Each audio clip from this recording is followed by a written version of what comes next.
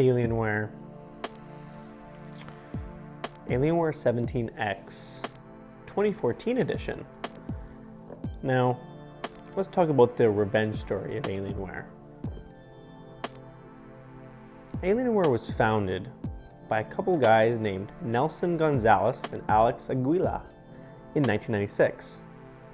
I don't know them personally, but I can say this: these guys liked aliens, Mars, Neptune, Jupiter, SpaceX, probably.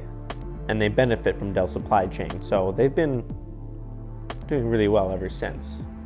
Now, what are some of the best attributes of an amazing laptop? Great design, great quirks, great screen, great benchmarks, and great power. Let's talk about the design. An aluminum body, light in some senses, heavy in most. Durable plastic inner housing.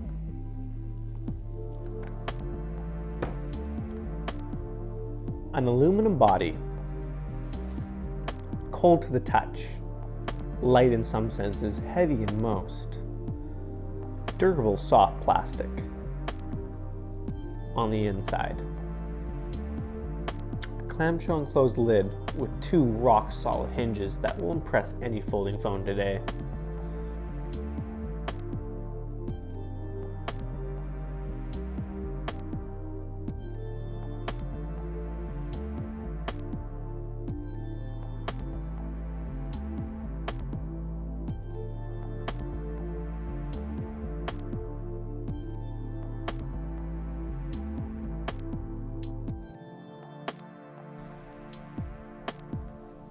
Rock solid keyboard with high travel.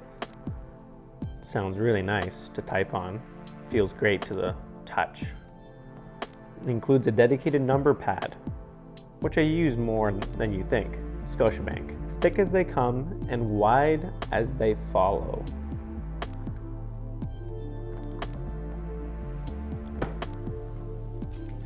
It includes a big AC adapter as well. This thing is honking. All around big body, RGB lighting to boot. So you can have up to 4 zones lighted. Alienware logos with a little bit of accents on the side. It's pretty nice. Yeah, gaming laptops have all the colors of the rainbow. Can you taste it? Now, do you get bored of this lighting? Yes.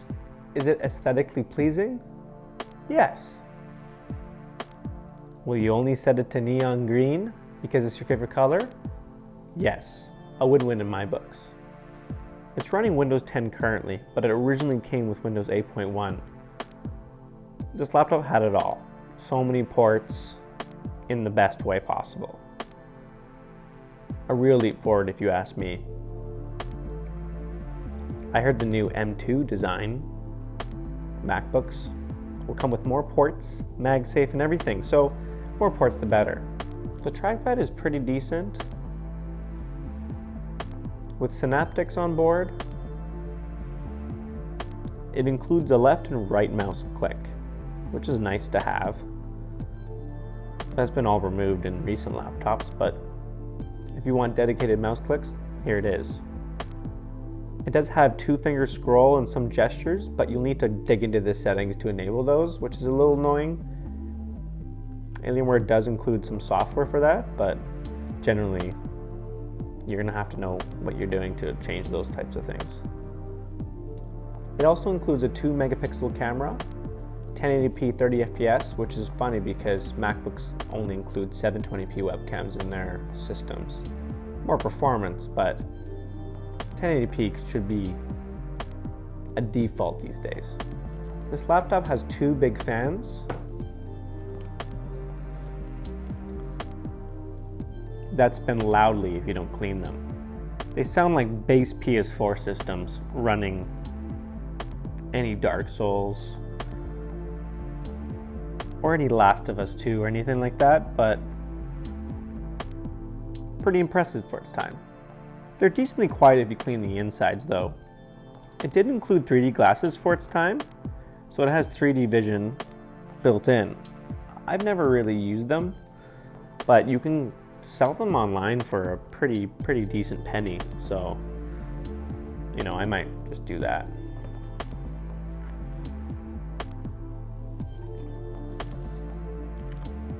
I might have used the 3D glasses if this laptop came out in 2008 when Avatar came out. Hey Google, when did Avatar come out? In Canada, Avatar, Creating the World of Pandora came out on December 18th, 2009. I meant 2009. After updating to Windows 10, it's been quite a lot of effort to find drivers out there. They've been not easy to find, and the NVIDIA one, which is the GeForce Game Ready driver, which is the one I wanted originally, I couldn't really find a driver for Windows 10, but for Windows 8.1, I think it's still updated, like maybe till the end of 2020 or something. But on Windows 10, I only found a 2018 version, which is okay. But that took a long time to find a recent one because I originally had a 2016 driver, which wasn't too great, and I thought I would have more performance and maybe it would run better on newer games out there. So digging deeper and deeper, I found the recent driver, but you know, Dell does have a support website, which is sweet. It works pretty okay, pretty decently if you put the service tag in. You'll be able to get all of your drivers mostly. Windows 10 does include all of your updates just built into the system. So you have your standard drivers for every single device and hardware on here, but it only gets updated to a certain point. So you'll pretty much be only able to get a driver when this laptop came out. So like really old drivers. So you might have to search online for a newer one and slowly update everything until everything's working correctly, but that can be a hit or a miss. So watch out for that.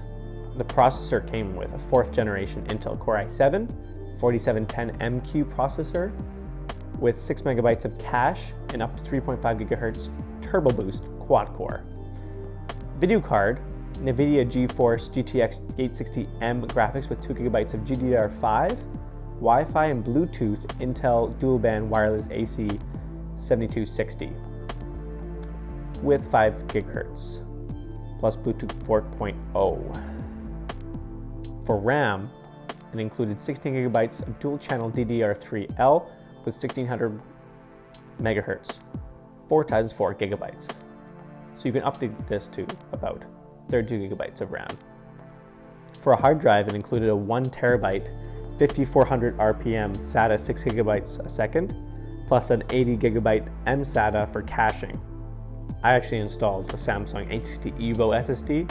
The 870 EVO just came out, so look out for that. But sometimes the 860 EVO can go down to $75 Canadian, so that's really affordable. It included Windows 8.1 for the time, Pro, 64-bit, English. For the display, it included a 17.3, 120 Hz, FHD 1920 by 1080, true life with the 3D. So that's pretty sweet.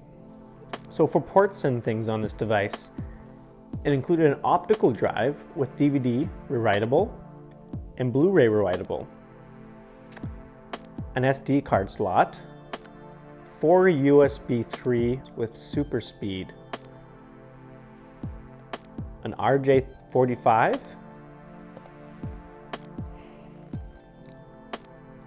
mini display port, HDMI in and out, so you can actually run a PS4, PS5 or whatever in here and use this as a screen, which is pretty sweet. I've used it a couple times and it really saved me. It includes a microphone jack, headphone jack, and a headphone jack with mic. So 2 3.5 millimeter headphone jacks. Take that, Apple. Kensington lock, a barrel style AC connector. It also includes a charge through, so you can actually charge your devices while the laptop's off, so which is pretty sweet. Yeah, this SD card can really do anything, so that's really nice. So let's talk about the screen. This has a silky smooth 120 hertz screen. And this is as far as it goes back, by the way, as well. So pretty good angles. Not as flat as the ThinkPads, but pretty nice. And this 120 hertz is not enabled by default. My friend told me about how to enable it maybe 6 months into my college years, so I finally knew what the truth was, and I can't really go back now. So 120 hertz and higher, just like my new iPhone 13 or 12s, whatever you think it might be. That's a very nice calibrated display, nice RGB. It's rocking a 1080p for the time. Now the sweet spot these days is 1440p 144 hertz. That's a lot of 4s, like a Core 4 some would say. Well, this thing has a quad core, which is 4. So pretty much the same thing, which is a slight step up from 7 years ago. So all things good come in 4s though. Benchmarks, this thing can boot in 15 seconds or so with an SSD. Originally it may be booted in maybe a minute, minute and a half, maybe 2 minutes if you're really bogged down. For CSGO, you can run it at 120 hertz, 1080p ultra settings or so, which is really nice. For GTA 5, you can run it at maybe 120 hertz, realistically 60 at medium settings. Cyberpunk 2077, just kidding, this thing can't even run on Can You Run It, so good luck with that.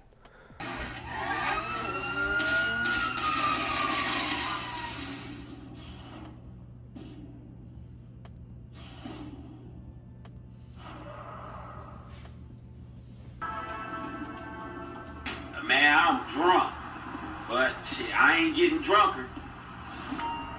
Yeah, I got 20 pairs of those new Eris kicks. $50 each.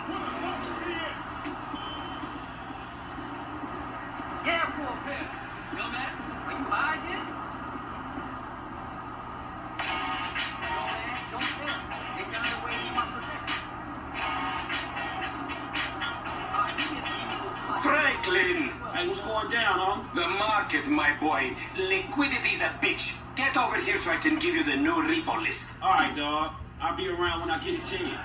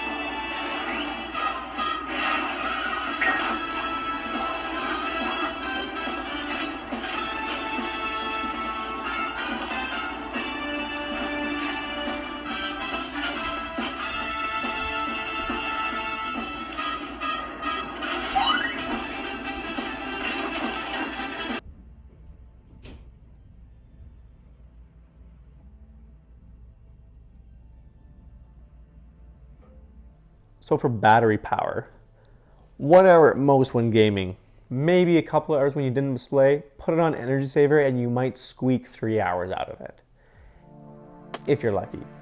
This thing is a desktop beast. It pretty much just sits on a desk and you charge it forever. I changed the battery maybe a year ago or so, and now it can like stand by, but yeah, this battery doesn't really last that long. It can finally hold a charge now, which is nice. So now I can pack this thing up and have a whole big white adventure. So that's really nice. The included Alienware bag comes in handy, most times out of 10, maybe 11. You'll need to have this thing constantly plugged in with the AC adapter, which is fine. And it does have a battery saving mode where you can right click the battery and you can only charge up to 80%, which actually helps the battery life on this thing. So you can actually find yourself maybe using this laptop for longer in the coming years, but when I had it on, it didn't change much, and it still died in the end in the flames like Candyman, but you know, what can you do? So I'll talk about my overall thoughts. So this thing has served me throughout my whole college years. My main desktop CPU after I graduated and helped me through life. Even working from home for the past year, seems like 2 years now with 2020, but you know, I highly recommend getting this for cheap somewhere online. You might be able to get one and just upgrade the SSD and away you go. And you'll notice like how similar this performs to a newer laptop these days, but you will get the thickness and the heaviness with it, but it's still a workhorse machine. If you clean it out properly, maybe change the thermal paste, you're pretty much golden for the next 5 to 10 years or so. It's really smooth. The whole UI is super smooth. Like it's a really decent and capable machine. It can play most indie games and some AA and maybe some AAA games, and I'm not talking about Duracell or Energizer. If you can handle low settings in some AAA games with a controller at 30 FPS, you're golden. That's a sweet spot. This machine can run it all. Thanks again for watching, and I'll see you guys next week. Any suggestions or comments below, and I'll be sure to read them all. Tech After Dark, signing out.